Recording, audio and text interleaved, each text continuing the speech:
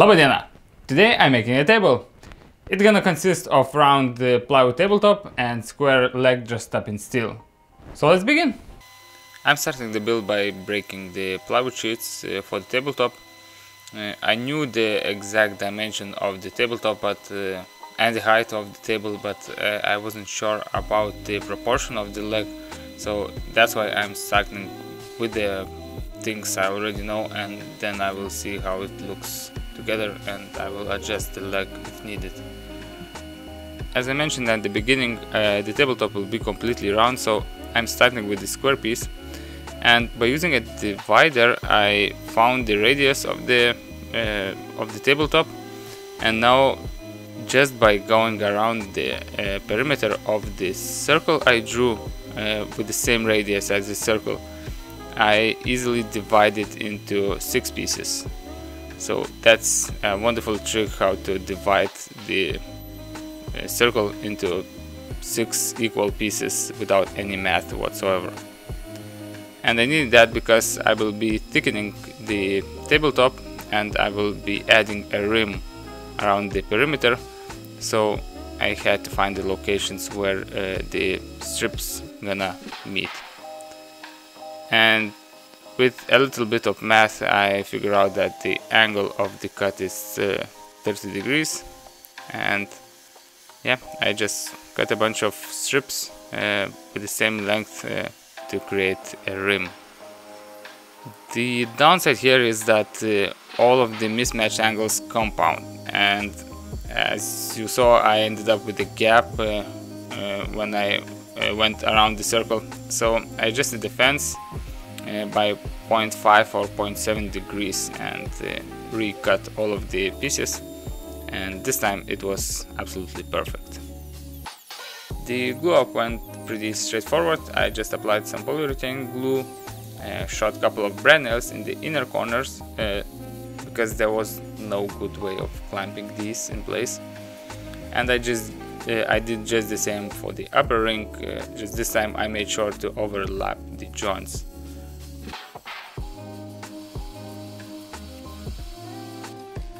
Once the glue has set, I added a tiny block in the center with the same height as the inside of the rim, just so I would get some support for the jig. And when I set it up the jig, the rest was fairly straightforward. Very simple procedure, just cutting away some material and leaving a perfect circle in the middle. You've seen me doing it a bunch of times, but what I did differently this time, I was turning the workpiece instead of the router itself, and this was a lot easier. It collected more chips, plus the hose and the wire didn't end up tangled like it used to get.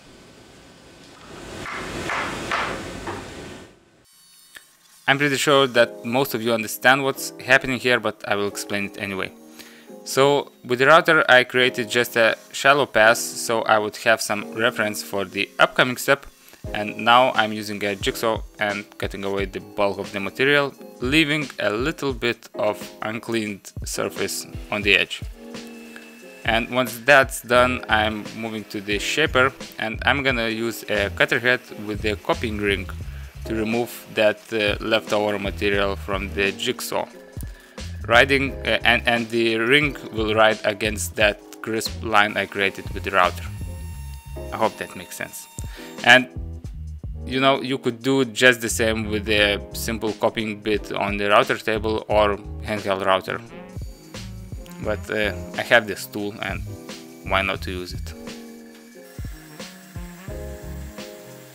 It seems to me that it doesn't really matter if the quality of the plywood is high or low. I always tend to get some voids inside of the plywood when I cut the edge, and it doesn't really affect the work most of the times, but when I need a crisp and good looking edge, I have to fill these opened up voids. I used the automotive putty this time because I wanted to save some time, so yeah, this thing cures in minutes. And the rest is fairly simple, just some sanding, knocking off the edges and making the tabletop pretty. I'm leaving the tabletop for now and switching on to making the leg. And since the leg will be covered up in steel tin, I used whatever material I had to make up this structure. So I used laminated chipboard and veneer chipboard and whatever I had on hand, because all I was caring is the structural integrity, structural stability, and nothing more than that. And for very same reason, because the material densities were different, brad nails refused to go all the way in on some cases. So I used the grinder to even this surface out. I realized I made the leg too long, so now I'm awkwardly shortening it on the panel saw. I think the easier method would have been to use a track saw, but I believe I haven't had it in the workshop that day. Anyhow, it worked out pretty well.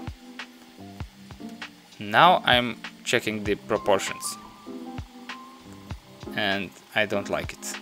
I think the leg looks too bulky, so I decided I have to remake it, or reshape it, if you will. I decided to cut the leg lengthwise and make it a bit thinner. The only concern I had, will the table be stable enough? But anyhow, it looked awful with this leg, so there's no other way but to try it. Well, I believe I was lying about the track saw. Anyhow, putting the box back together was quick and dirty. I used plenty of polyurethane glue and some scrap pieces, and I put it back together in no time. And when I checked the proportions, I was pleased. I think it looks proportionally right, plus I haven't compromised on stability, so I was good to go. Since I already knew the exact dimensions of the leg, I started preparing the tin. But actually there's not that much to prepare about it, I just had to cut it. I'm not sure if I'm the only person who gets motivated by switching the material types. Let me know. Anyhow, whenever I work with single material for a long time and I switch to another project which involves completely different material, steel tin in this case, and I have to use different techniques, I get motivated, excited, and I really want to do that project. Do you have the same issue? I mean, that's a wonderful issue to have, but I wonder if I'm the only one. Anyhow, let's get back to the project. So to glue the steel onto the leg, I'm using a polyurethane glue, two component polyurethane glue designed for the marine. So it is designed to be used on the boats. It's super durable, and the application is pretty easy. You mix the components and then you use a special applicator, special fine comb to apply the glue, leaving an evenly distributed glue pattern on the surface, and then you place your material on top. This glue cures in 8 hours, I believe, so this step was the most time consuming, because I was able to apply only one side at a time.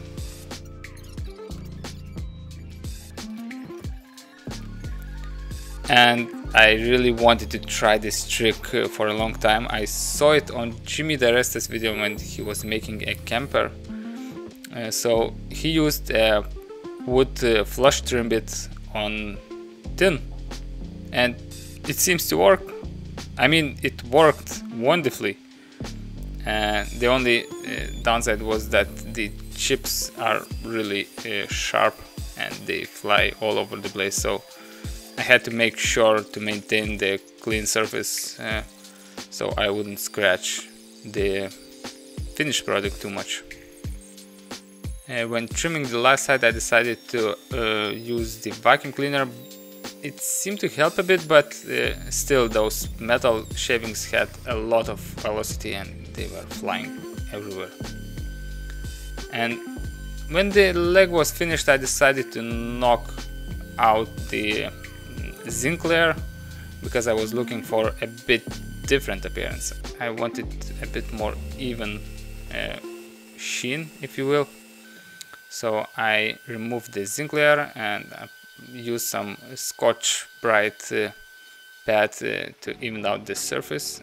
And then I moved the whole leg into the painting booth because at this point the leg was really unprotected, because every touch, every fingerprint will be very visible and eventually the leg would rust. So I needed it to be coated with lacquer. And there's nothing too exceptional about the lacquer. I used the same lacquer I used for the tabletops, and here you can see I brought the tabletop as well.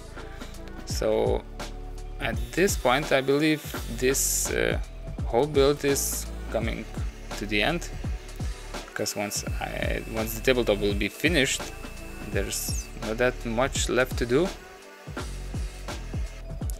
Of course, I still had to figure out the way to secure the leg with the table. So I decided to utilize that square opening I had at the end of the leg. So I made this bracket. So once I secured the bracket onto the table, the only thing left to do was slip the tabletop onto the leg and turn it 90 degrees so it would lock in place. And that's about it, guys. I really enjoyed this build, even though it was fairly simple, but I enjoyed using some new techniques during the build, and I believe the result speaks for itself. Minimalistic, yet lovely and somewhat interesting. Anyhow, enough talking. Sincerely thank you for watching, and I hope to see you on the next build. Bye bye!